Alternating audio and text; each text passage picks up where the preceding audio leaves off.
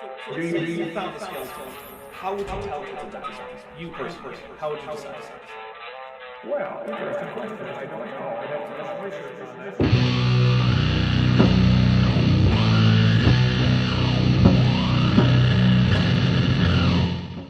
Hey there, YouTube, the Dapper Dinosaur here. I've had several streams about continuous environmental tracking, but it's not really something I've spent a lot of time on in my edited videos, where I have more time to dive into sources and give carefully crafted responses rather than the seat of my pants style debunking that a live stream format demands.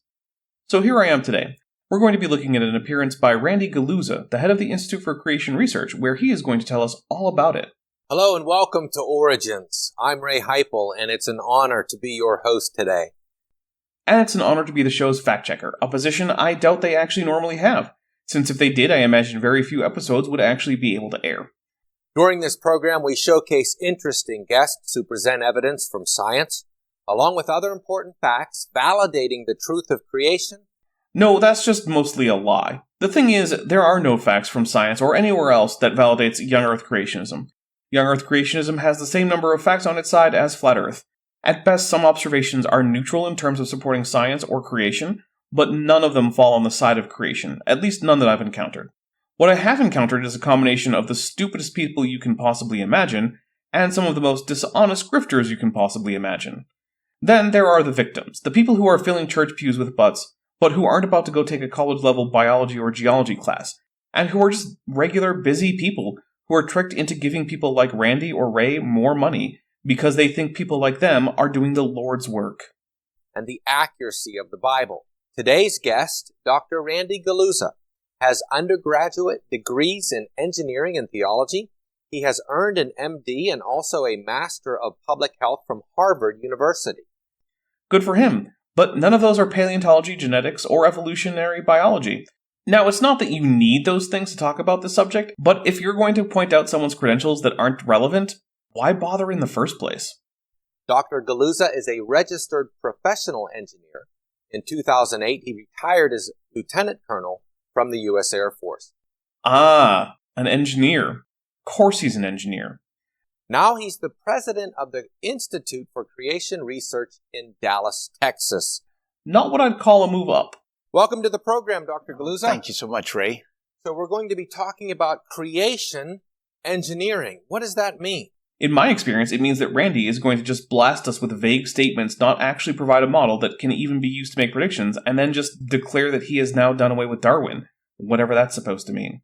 Creation engineering is a way to study creatures that looks for the evidences of engineering or the principles of design that we would see in a man-made thing that was actually engineered. So, lack of a nested hierarchy, features that are not known to happen naturally, reuse of solutions across very different organisms. Okay, I feel like that's basically the opposite of what we find, but maybe I'm wrong. We see evidence of those, but when we look at creatures, we see the exact same evidences, we see the exact same engineering principles in creatures that we would find in man-made things. All right, let's see it. So what is it that's stopping scientists today from seeing that? That it's not evident. How are they looking at creatures or not looking at creatures? Well, before Darwin, people used to look at creatures and see these features of engineering, but Darwin changed all of that. But that's not really true, is it? Before Darwin, we had Lamarck, who also explained the features of organisms as the outcome of natural processes. The idea of evolution as in change in species and even some degree of common ancestry all through natural processes was already part of the scientific zeitgeist when Darwin was working. This was in large part because of the phenomenon of faunal succession seen in the fossil record. People had noticed that in many cases the life seen in the fossil record was very unusual, but also that it was strangely familiar if you took into account comparative anatomy, something which had become a fairly sophisticated science by the time paleontology started to become a real science. Things like dinosaurs were clearly reptiles, but there were also things that were clearly mammals, but weren't much like modern mammals, animals like chalicotheres and brontotheres. This was not what was expected. Creationists of the day had defaulted to species fixity, something perfectly compatible with the Bible, and the actual prediction of creationists. The fact that creationists have rejected it is an accommodation to the obvious truth of evolution, but this didn't mesh well with a fossil record that seemed to have different animals no longer around, and a lack of modern creatures. This demanded an explanation, and various versions of evolution were proposed. That we remember Darwin is only because he was the guy who got an important part of evolution right. He wasn't even the only person to come up with natural selection. Without Darwin, we would perhaps be a few decades behind, but we'd still have essentially the same theory of evolution. And so in many ways, creation engineering is doing biology as if Darwin had not been born. And I love that quote. That's not mine. That's actually from another guest that you've had on this program, Dr. Paul Nelson. Except that no, Darwin, having not been born, would have done little to nothing to change modern biology. Evolution isn't a part of science because Darwin said it and he's a prophet of science. The reason we don't hear about Lamarckian evolution or see Richard Owen as a pioneer of biology is not because they were superseded by a new prophet delivering new light as if science is run like the Watchtower Bible and Tract Society. It's because they were just wrong. Darwin's main idea proved to have predictive power and to be testable and to have passed those tests. Some of his other ideas, like gemmules and blended inheritance, didn't pass the test when it was checked to see if they were true. So we don't incorporate those ideas into biology. Fundamentally, we do biology as if Darwin had never been born. Similarly, we do physics as if Newton had never been born, because the reason we use Newton's laws isn't because he's a prophet of physics, but because they work. And other people at his time were also working on coming up with the same ideas. Science is about evidence, not saints or prophets. He coined that phrase, but that's really what we're after. We're after going back to looking at creatures as if Darwin had not been born and seeing the very clear evidences for them that the Bible says are right there all along. See, in the phrase, go back, I think Randy gives it away. It's not so much that he wants to live in an alternate timeline where Darwin hadn't been born, and I suspect he doesn't want that because he knows it really wouldn't make a difference. He wants to go back in time and pretend that the previous century and a half just didn't happen. He wants to drag us back in time, at least in biology, because that way we can just ignore all that we've learned since then, and we can just pretend that an engineer is the right person to tell us how biodiversity comes about. Once again, we can see a creationist showing just how anti-science the endeavor of creationism really is. I'm sure you're quite familiar with this verse in Romans chapter 1. Nah, we're skipping Bible verses. I'm here for the science. For the purposes of this exercise, I don't care in the least what any verse in the Bible has to say about anything. It's empirical evidence or GTFO. So when I look at you, or you look at me, we look at creatures, we should be seeing evidences of workmanship. But what would that look like? It's all well and good to say that, but the actual experts who look at this aren't seeing any part of biology that seems to be inexplicable in terms of natural forces.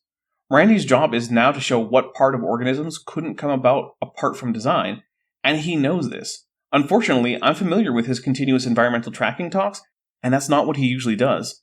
In fact, his talks on this, and the idea in general, are so silly that even most other young Earth creationists want nothing to do with it. ICR has lost employees over this. That being said, I do get the rhetorical appeal of pretending to the ignorant audience ICR both creates and attracts that natural selection is nonsense, and instead everything can be explained without any reference to ideas in evolutionary biology.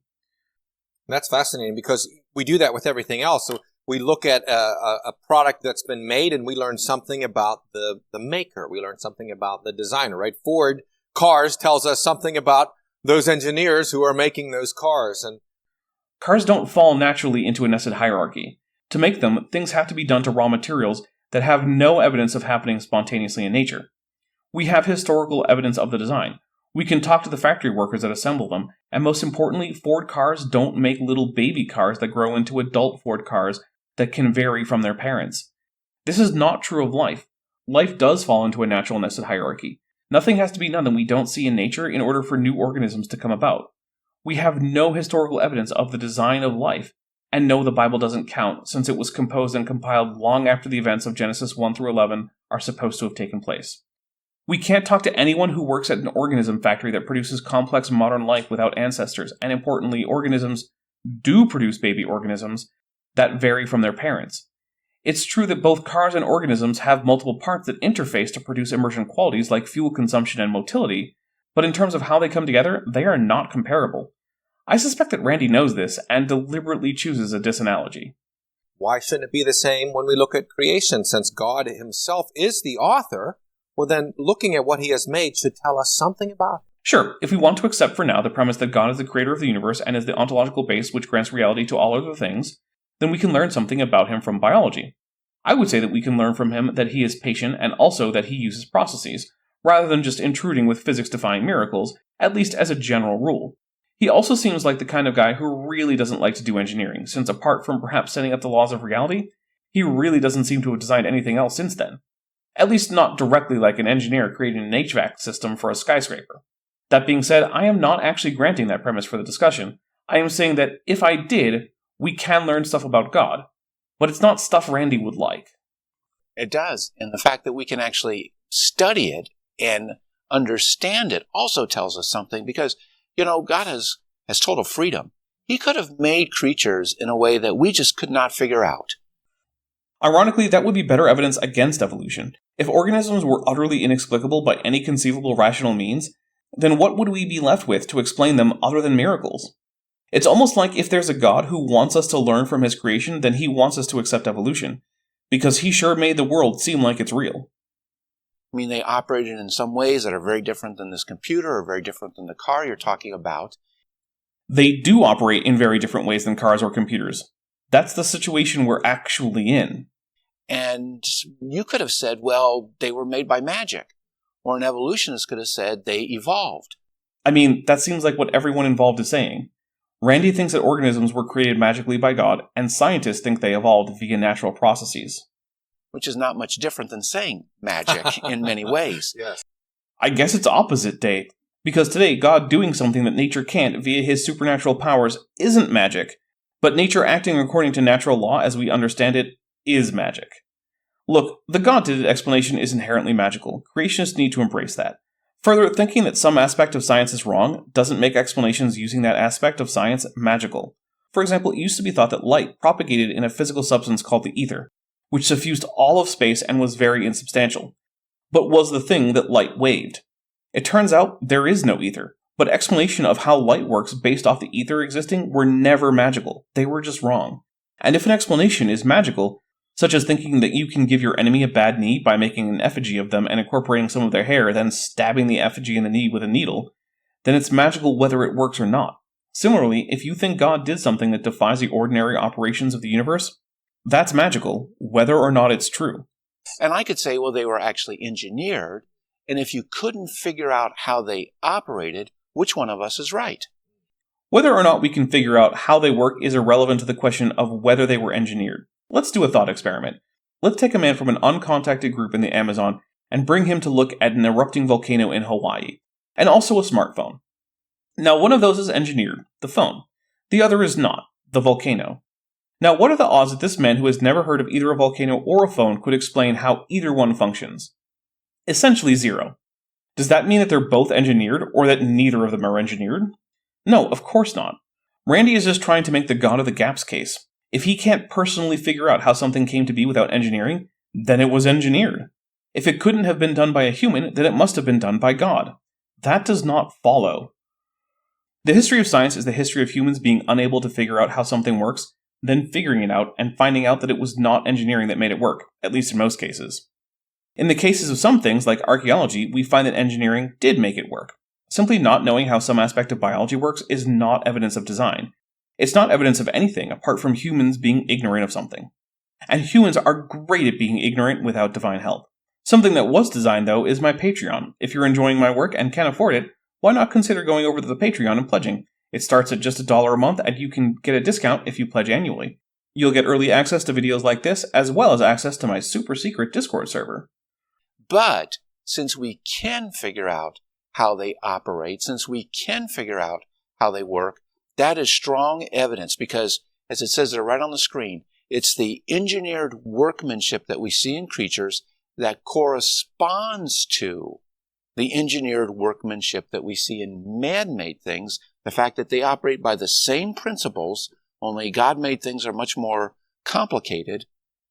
But in terms of their basics, they operate by the exact same principles, that is the basic revelation of the incredible wisdom and genius of the Lord Jesus Christ, who made them. Non sequitur. Your facts are uncoordinated. Okay, so if a well-rounded rock rolls quickly down a hill using the same principles as an engineered wheel, that means that rounded rocks are designed, even though we can see them form from weathering and erosion from less rounded rocks, without any design needed. Physics is the same for organisms as it is for airplanes, bridges, cars, and buildings. There are only so many ways to solve problems like propulsion, structural integrity, the need for an energy gradient to do work, etc. The fact that both airplanes and volant animals need lift isn't evidence of design. That's just how flight works, designed or not. Simply pointing out that humans made things and organisms share similar physical challenges isn't a reason to think that the organisms are designed. If we simply assume that evolution is true, would we expect organisms that do not solve problems presented to them? They just go extinct, and evolution clearly does not predict that no organisms can ever survive. In order to say that one explanation is better than the other, you need to compare the predictions of both, see where they are different, and then see which one is closer to matching real-world data.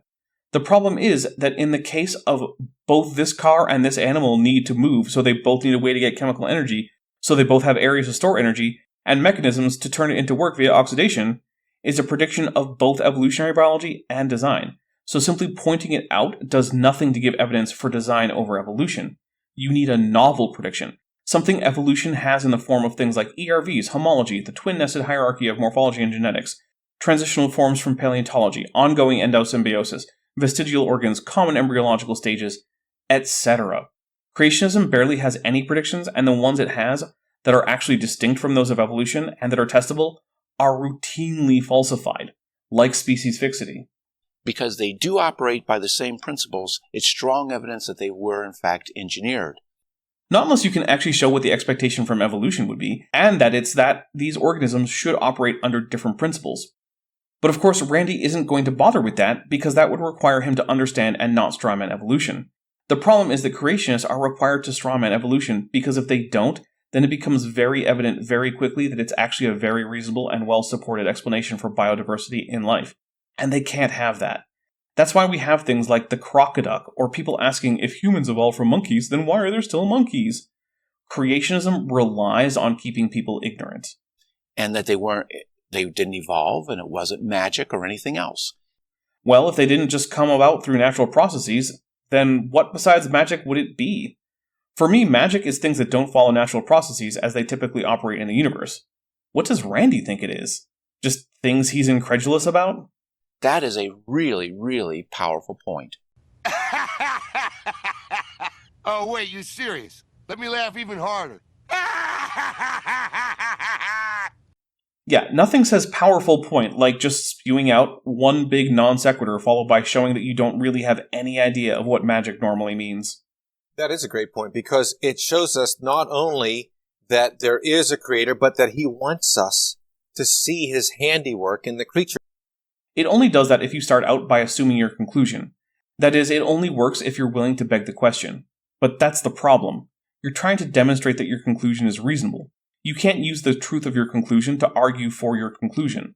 The fact that organisms resemble engineered things in some ways is of no help at all, because evolution also predicts that.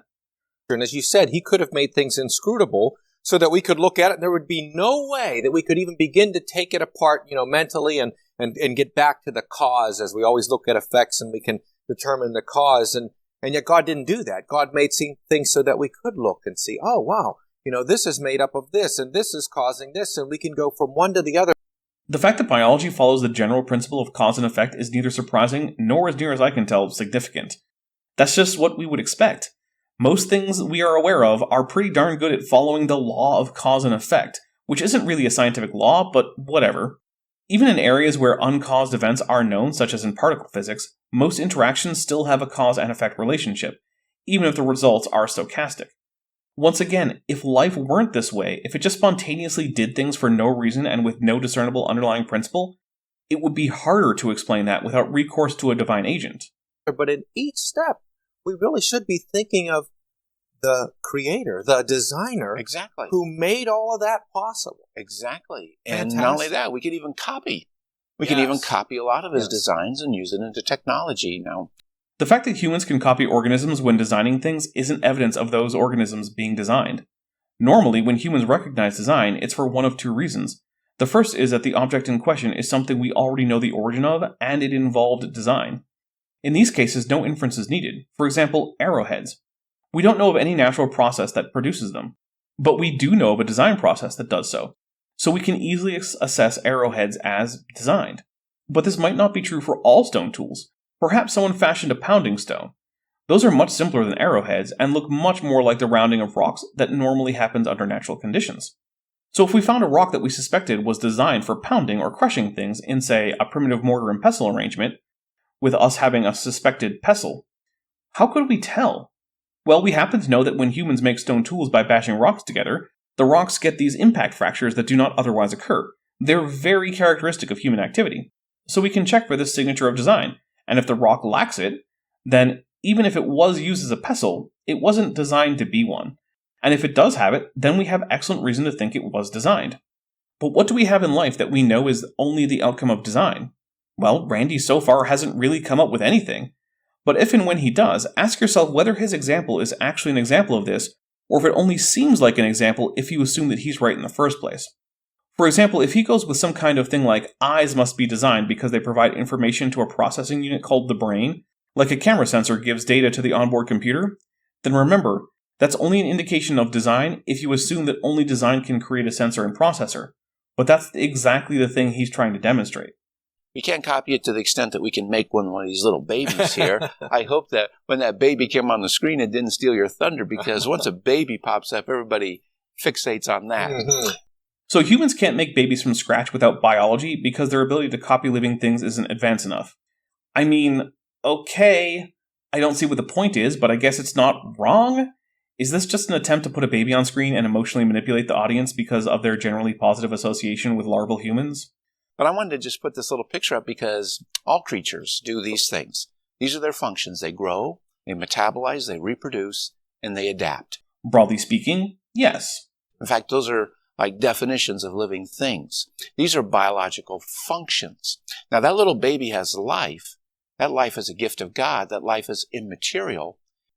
I'm going to need a citation for that. Look, Randy and anyone else can have a belief in an immaterial soul. But the fact is that biological life is absolutely material. It's chemistry. Granted, absurdly complex and self-sustaining chemistry. But it's chemistry. That baby is made entirely of cells and intercellular matrices. You know what all of those things have in common? They're made of chemicals. That baby's DNA is made of chemicals. Its neurons are made of chemicals. They talk to each other through a combination of electrical and chemical signals. This makes that brain's activity material. Saying that life isn't material is to show that you basically just don't know anything about biology. There is no scientifically verifiable vital energy that stands apart from the rest of physics. And we're not going to be able to explain life by engineering. I mean, I agree. There doesn't seem to be any engineering in life at all, and so engineering can't explain life. We're not even going to be able to explain life by biology. Biology is literally the scientific study of life. It is the only thing that we have that explains life in any scientific way. Sure, biology has not figured out everything about life, and I doubt that it ever will, but the fact remains that if anything explains life at all, it's biology. I suspect that Randy just doesn't like this, and I suspect it's because the unifying theory in biology, the one concept that makes the whole thing make sense, is biological evolution, and he doesn't like that. But we can explain growth by engineering. We can explain metabolism by engineering. We can explain adaptation by engineering. Except that currently you can't. We have neither historical nor observational evidence for the engineering of organisms broadly outside of modern genetic modifications. We know of natural, non-intelligent processes that result in organisms of extreme complexity and adaptation. Fundamentally, we cannot ascribe design to living things because there is no evidence for it, and there is nothing about life that seems to demand such an explanation. And yes, that doesn't mean that the evidence for design can't be found, or that a naturalistic explanation might cease to be adequate after new data come in. But that's not the situation currently.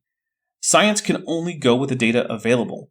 A person is allowed to hope for new data that are not currently available that will support their pet idea, but the field as a whole must simply go with the data currently available and make models that best fit those data. These models will make predictions about future data, but they can't be based on those predictions or they're circular. And those things point to the fact that they were created. Yeah, well, that's just like your opinion, man. So, the question then comes up, particularly for a theologian or somebody else, if the workmanship seen in living creatures that corresponds to the engineered workmanship in man-made things is one of the strongest evidences that creatures were in fact engineered, That if is carrying about as much weight as Atlas himself. And that's how people saw him before Darwin. It is how some people saw things before Darwin, but think about what that means. Before we knew as much as we know now, before we even knew what DNA was or what genes were, before we knew what cells were, before we knew much about comparative anatomy, in most cases before we knew what fossils were, many, although not all, people saw engineering in organisms.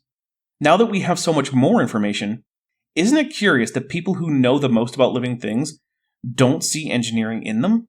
A similar example might be that before William Gilbert and later Benjamin Franklin, people saw lightning as a divine act. But now scientists don't think that way. And they think that they can explain electrical phenomena in terms of charged particles and their movement. But in Randy World, he would like to drag us back to a time before electricity was understood.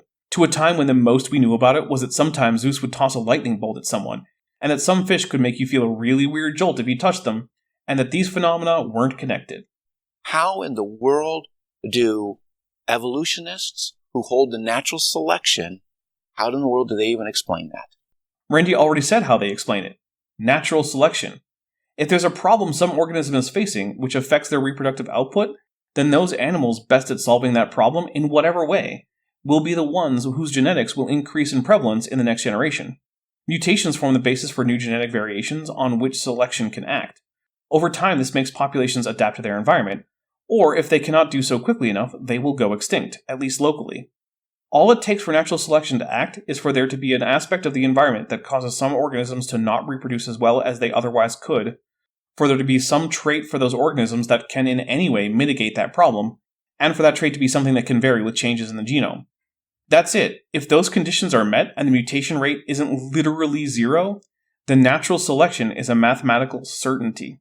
In the long run, it can take some cells that only spuriously have proteins that react to light and turn that into a functioning camera eye as sophisticated as that of a hawk. If Randy wants to show otherwise, his fight is ultimately with math, not even with biology. You know, in theology, we speak of natural theology, that the creation or nature itself shows that it has a maker, shows the handiwork of its creator. And hey, that's great for natural theology, but science has nothing to do with that. If you accept that God exists and that God created the universe, then I think it makes sense that you could learn about that God by studying how various aspects of the universe work.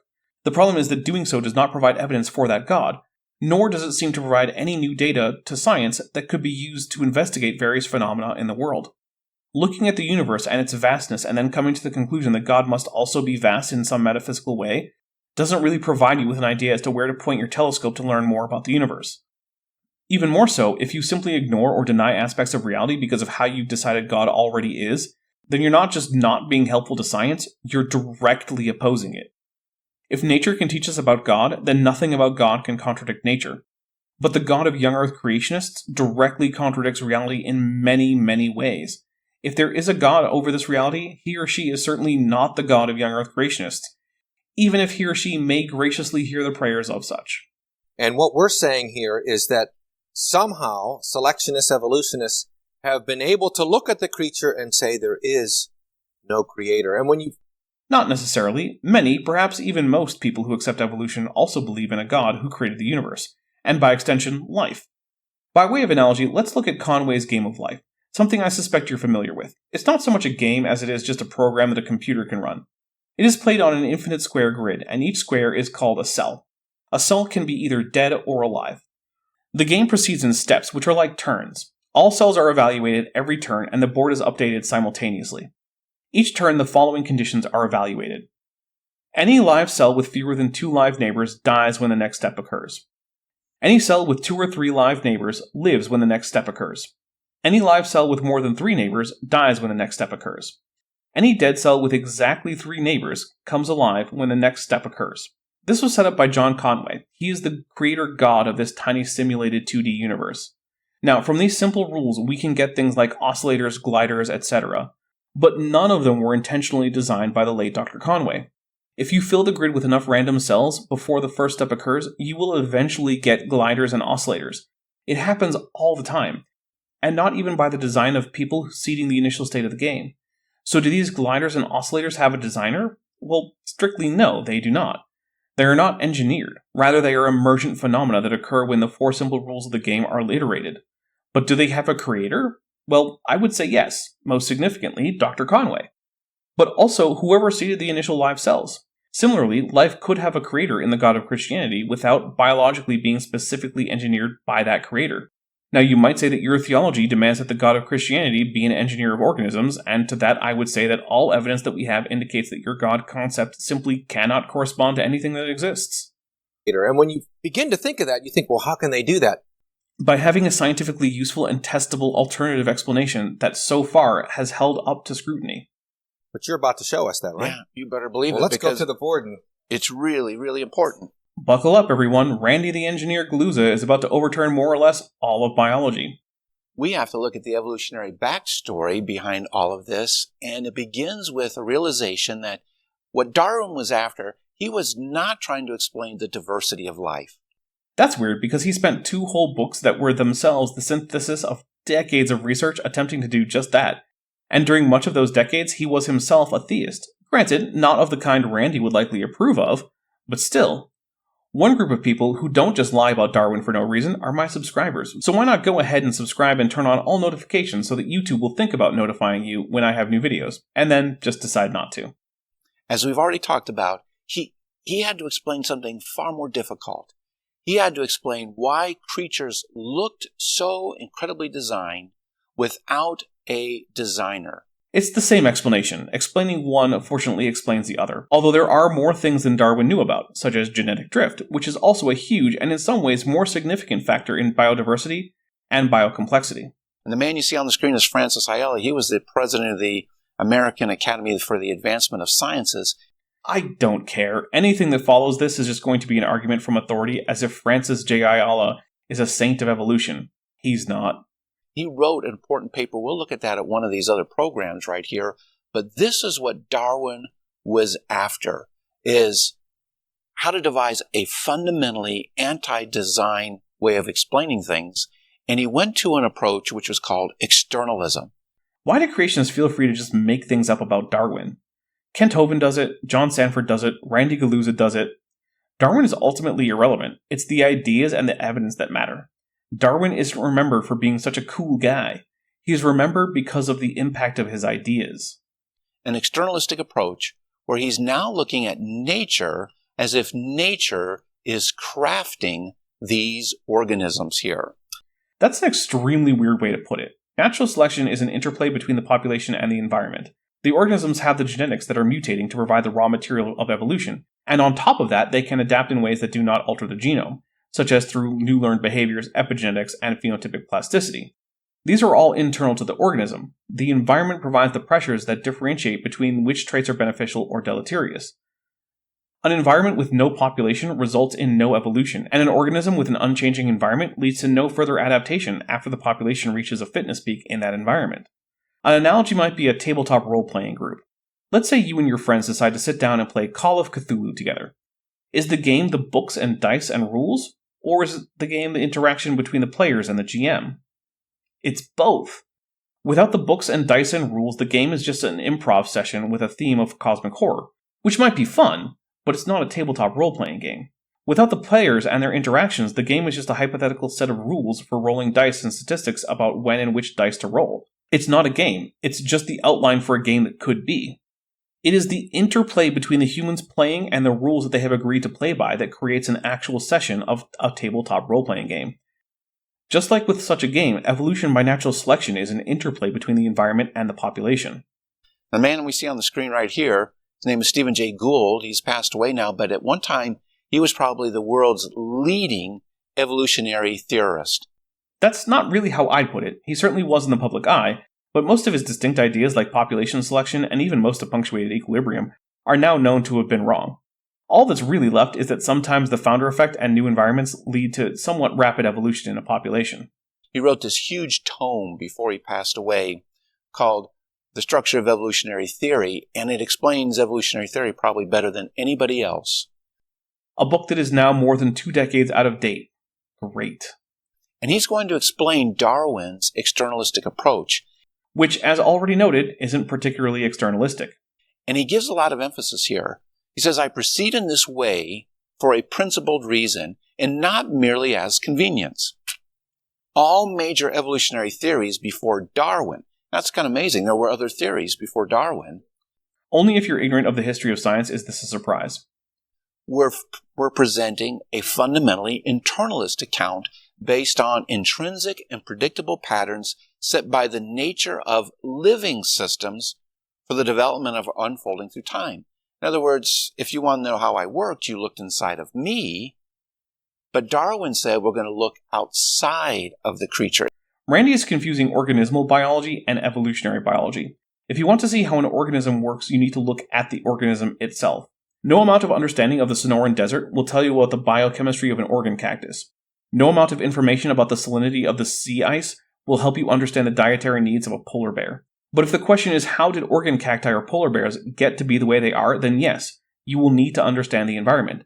And it's not like Randy disagrees. He also thinks that organisms adapt to their environment, and how could one possibly understand how that works without understanding the environment to which they're adapting?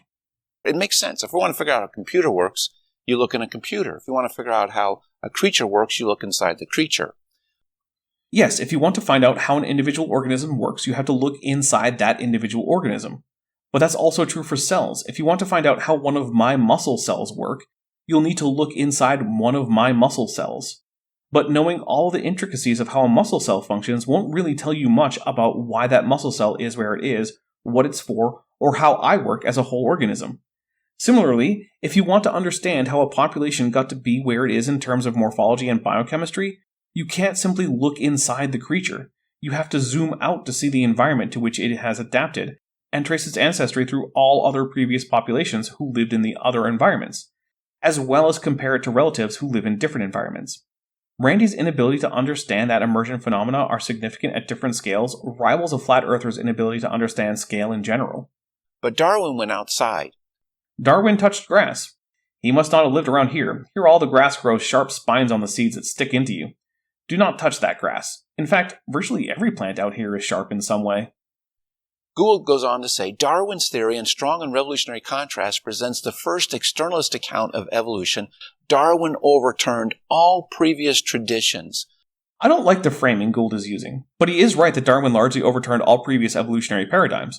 The big reason was that his idea was compatible with both observations of wild organisms and with experiment, unlike other ideas. For example, the previous idea was Lamarckism, in which organisms inherit traits that their parents developed in life. But a tail docking experiment in mice will show that no matter how many generations of mice have their tails docked, their subsequent offspring tails will not shorten or be absent. By thus granting the external environment a causal and controlling role in the direction of evolutionary change. Something that Randy does not actually reject. He just thinks that organisms are more active in the process than they really are. In other words, the environment is going to set the course. What would the alternative be? Organisms adapting to environments that they're not in? What would it even mean to adapt if it's not an adaptation to the environment? And if a population adapts to an environment, how could the environment possibly not be the driving force in what those adaptations are? It's not even clear to me what the alternative is, which is a big problem for Randy's ideas, if they even qualify as ideas. One of Gould's colleagues, Richard Lewontin, who's also just passed away just last year, he said, for Darwin, now he explains it even a little better than Gould did. For Darwin, the external world, the environment acting on organisms, was the cause of the form of organisms. The environment, the external world with its autonomous properties, was the subject, and the organism was again the object acted upon. Yeah, at the evolutionary level, which is why Randy has to keep pretending this idea is about individual organisms during their own lifetime, which it's not. So he's seeing organisms as somewhat passive. Populations, not organisms. The environment does little to shape a particular individual organism. If you take a polar bear and put it in the San Diego Zoo, it won't simply turn into a brown bear. If you plant a prickly pear cactus in your yard in Massachusetts, it won't turn into a blackberry bush or something. It'll just die. And he says it is from this view of environment as the cause of organism. In other words, the environment gives birth to life. The environment shapes the diversity of life. The environment is doing everything. Well, whatever Lewontin says, I disagree. It is well known that life also shapes the environment. Look at tree roots holding back erosion, or worms mixing the nutrients in the soil, or even the fact that the atmosphere has significant free oxygen. These are all cases of organisms doing as much to shape an environment as the environment is doing to shape the organisms. Humans are perhaps the supreme example of organisms who shape environments rather than waiting for evolution to shape them. Humans evolved in arid tropical areas, but now live practically everywhere, even Antarctica, although typically only for a short time there. Humans would not survive in most of these places if they were simply plopped down into them and told they couldn't use technology of any kind, including weapons and shelter. Yet humans thrive in all of these places specifically because they use their technology to shape their environment, even if only within a shelter or inside their own protective clothing, to be comfortable or at least survivable for them. But this does not violate evolution at all. That the entire corpus of modern biology arises. That's what we're all being taught. All of us are being taught in that way. And therefore, he accepted the view, this is from two other researchers, that the environment directly instructs organisms how to vary, and he proposed a mechanism for inheriting those changes. In other words, and of course, Darwin was wrong about his method of inheritance. That's why no one learns about gemmules and blended inheritance in school anymore, unless they're studying the history of science. The organism was like modeling clay, and remolding of that clay meant that each of the billions of little grains was free to move a little bit in any direction to generate new form. That's really important. He doesn't see organisms as basically acting and changing themselves. He sees the environment as the shaper. He sees the environment as the molder of all of these organisms there. You know, it's fascinating because the Bible actually speaks of God as the potter. Right. And we are the clay.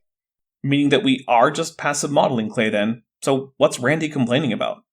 The Bible is very clear that organisms do not make themselves. Rather, they are woven in the womb or presumably egg or seed by God, who fashions them as he wills, because as Ray just said, God is supposed to be the potter and organisms the clay. So if Randy wants to be biblical, he can say that God is the one who changes organisms. But if he says that organisms are the driving force in how they are shaped, he's directly contradicting Scripture. And they're turning it around, and well, in a sense, they're not turning it around. They're just taking that same model and they're getting rid of God, and they're saying the environment is the potter. Right. The world outside the creature is the potter, and everything else is the clay. Exactly. It is this personification of nature. But this personification is the same as when I look outside in an approaching storm, and I say that that cloud looks like it wants to rain. I don't actually think that storm has a will or a consciousness. I'm just speaking figuratively.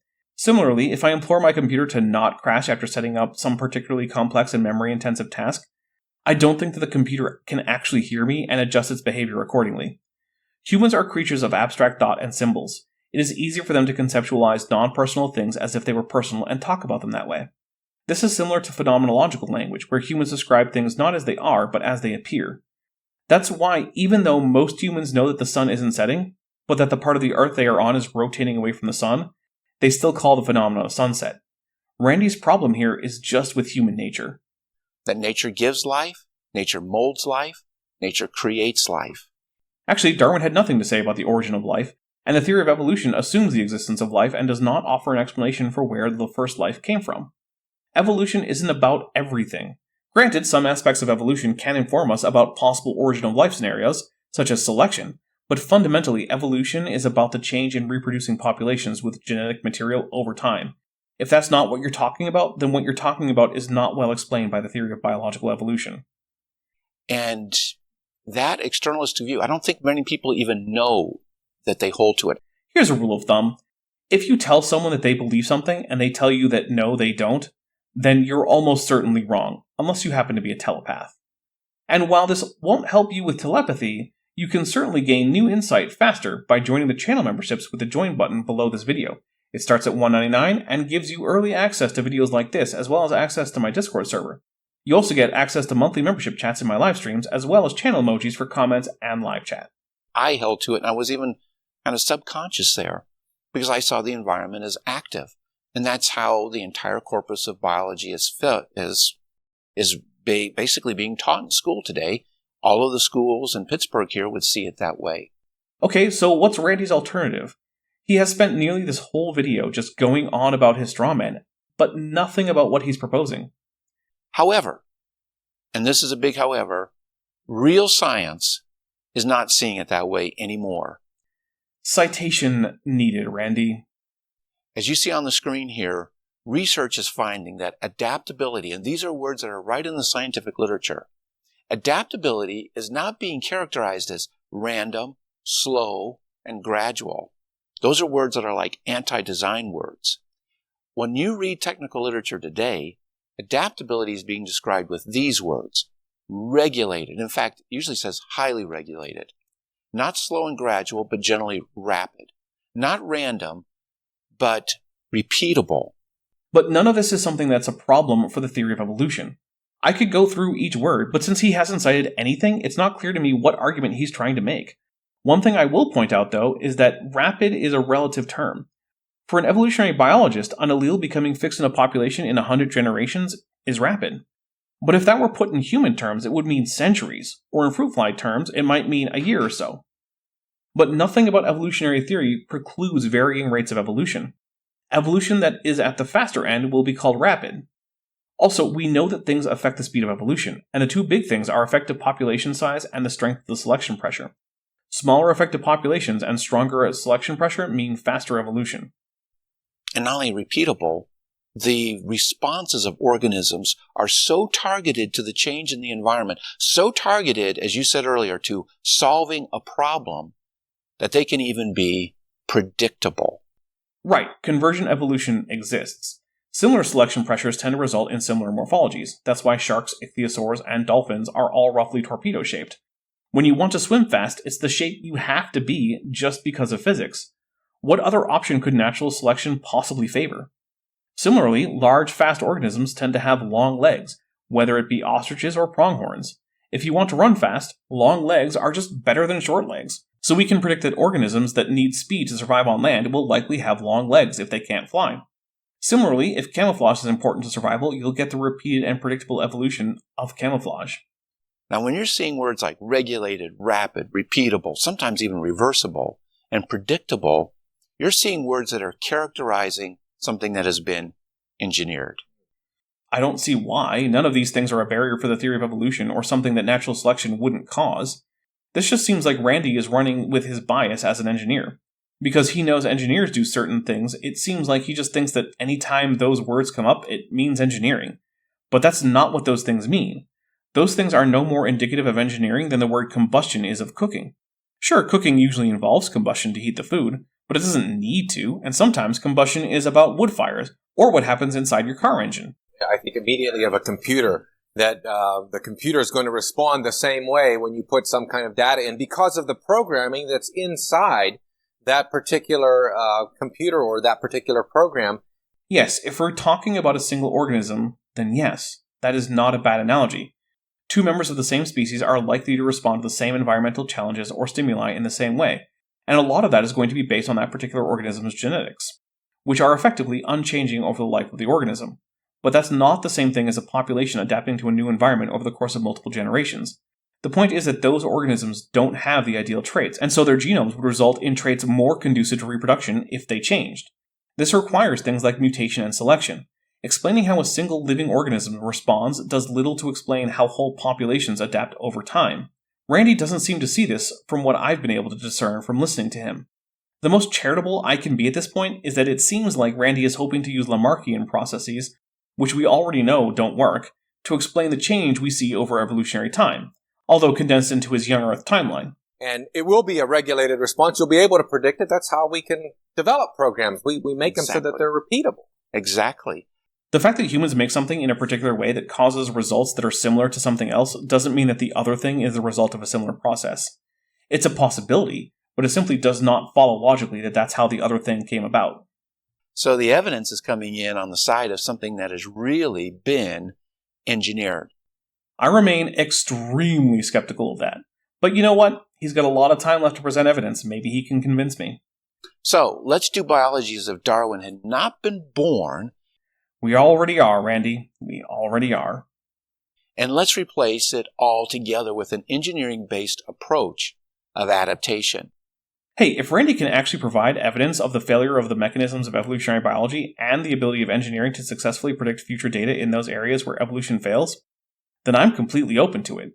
The problem is that I've listened to presentations on this before, and Randy has never even pointed out an area where the predictions of evolution are at odds with what we see, never mind offering a better explanation. And I've put together a model called continuous environmental tracking, which posits that organisms are tracking environmental changes just like a man-made tracking system would also track changes. Okay, let's hear the basics of the model. I'm sure it won't just be a bunch of vague nonsense statements with poorly defined terms that mean more or less nothing, and then pointing to things that are actually not well explained by anything Randy says, and are instead, in fact, evidence that he's wrong. So, how does that differ from what we just talked about in terms of what Darwin was saying? Jesus Christ, I've been waiting this whole time. Just get on with it. Get on with it. Yes, get on with it. Get on with it.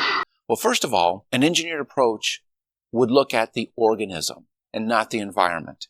So number one, CET, or continuous environmental tracking, is an organism-focused explanation. Right, but that's just a description.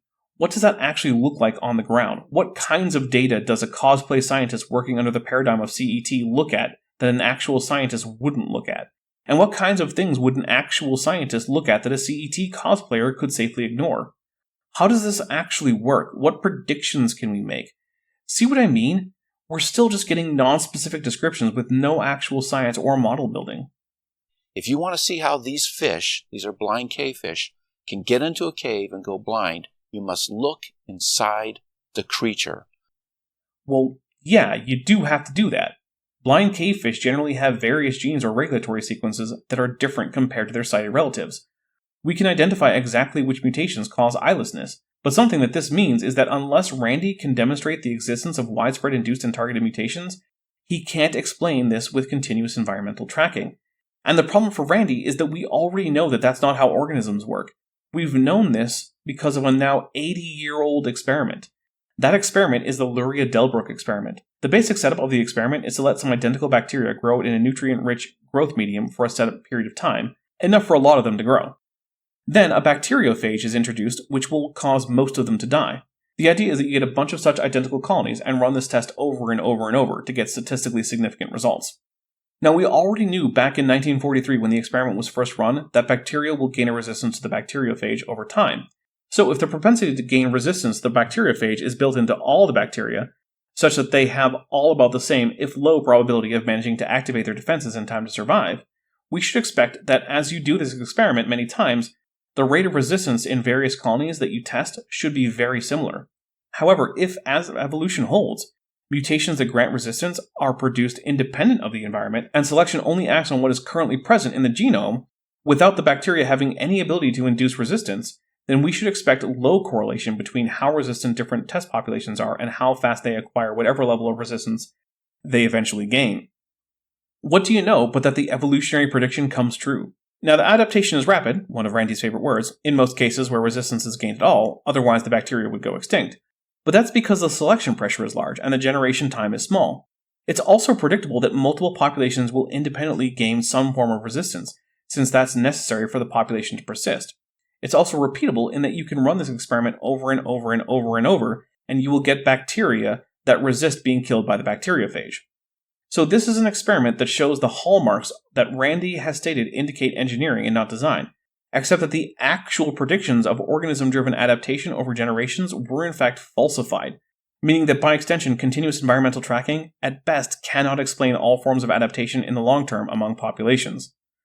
The conclusion of the experiment was, to quote the original paper, the distribution of the numbers of virus-resistant bacteria in series of similar cultures of a virus-sensitive strain has been analyzed theoretically on the basis of two current hypotheses concerning the origin of resistant bacteria. The distribution has been studied experimentally and has been found to conform with the conclusions drawn from the hypothesis that the resistant bacteria arise by mutations of sensitive cells independently of the action of the virus. Focus on the organism and not the cave. The cave is just a variable. They're either in it or they're not. Okay, but the variable is the thing that is determinative of the effect. That's just basic math. If I give you a mathematical expression, say 2 plus 4x, then it's obvious that the only thing that affects the value of the expression is the value assigned to the variable. That means it's the variable that determines the outcome. For example, if I assign x a value of 0, then the value of the expression is 2. If I assign it a value of 4, then the value of the expression is 18. If I assign it a value of 0.2, then the value of the expression is 2.8. If the fish are changing as a result of the environment, then no matter if it's the fish actively directing adaptation, or if it's what we know it to be, mutation acted on by selection, then it's still the cave that is the driver of that change. This internalist versus externalist idea seems to just be an exercise in sophistry, despite the fact that some past evolutionary biologists seem to disagree with me on this. But hey, if you're a credentialed evolutionary biologist, please contact me and let me know if there's something I missed here. But we need to focus on the organism, and this leads us to interpreting things in very different ways. First of all, if it's internalistic, we assume that all operation arises from within the creature. What do you mean? What do you mean?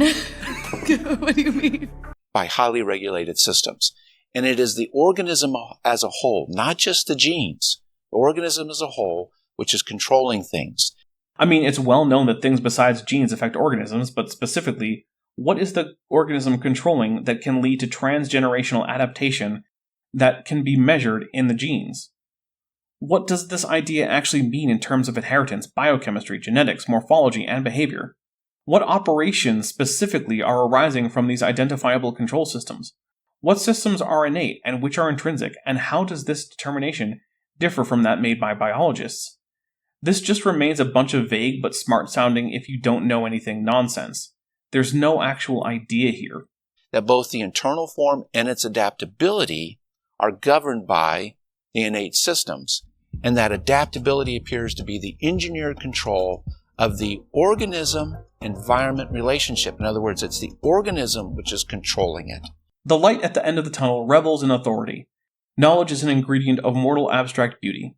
Rock music sees the sun. Emotional intelligence inspires the progressive expansion of truth. A late night says goodbye to the shooter. Self-power is the wisdom of mortal facts. Stupidity has its world rocked by trees, or rocks. Those sentences were constructed by random nonsense generators, and they mean as much as what Randy just said. Randy hasn't defined anything, never mind even started to show what predictions he would make on the basis of his, well, they're not ideas, but, brain charts? Yeah, we'll go with brain charts. He hasn't even started to show what predictions he would make on the basis of his brain charts that would be at odds with the predictions of evolutionary biology, or just any branch of biology. By its innate systems on how it is going to adapt. So we're going to look at the organism, and it's going to be internalistic. Never get into a beating around the bush contest with Randy. You know, because of this approach, it seems to me we don't have to study every single one of the cavefish. You just have to study one. Because you recognize, again, that what's in the organism is going to be the same. Yeah, no, that only works after you've shown that Randy is right. Randy isn't even at the coherent idea stage. He's miles away from being able to assume he's right about this and then just conduct experiments with a sample size of 1. Because according to his brain charts, that's a sufficient sample. Exactly. That's a great observation. But we're going to have to stop right here. I hope you'll stay with us. We'll be right back after these messages. Okay, I'll still be here. Also, I'm not going to make y'all watch the commercials. I cut them out. You're welcome. In fact, you know what? That seems like a great place to take a break. Sure, it's a little early, but it's also a natural stopping point. So I guess that's where we'll call it for today. We'll pick up after the break next week. If you enjoyed this video, please hit like and tell me what you liked in the comments. If you didn't like it, then hit dislike, and let me know what the problem was. Either way, please subscribe if you haven't, and turn on all notifications so that occasionally YouTube might tell you about my content if they feel like it, regardless of your wishes. I'm the Dapper Dinosaur. Hey, before you leave, I just want to take a second to thank my patrons and channel members, especially those pledging $20 or above. Ben Tovand, Phil Ravara, Tapioca Weasel, Whispers, John Ackerman, Strawberry Vein, Dr. Tapioca Weasel, Elaround Teller, Horseflesh, Ian Chen, Kelvin Brostick Van Manen, Landon Knoll, Mabdy Babbity, Sphincter of Doom, and Ballus. It's because of my channel members and patrons whom you're seeing on screen that this channel can stay afloat. Without you, it would all shut down. If you want to join the team, there's a link to join the channel below this video, and there's a link to join the Patreon in the description. On the Patreon, you can get a 10% discount for pledging annually, and either way, you get early access to virtually all of my scripted videos, often 3 to 5 months before they come out for the general public. Thanks for watching.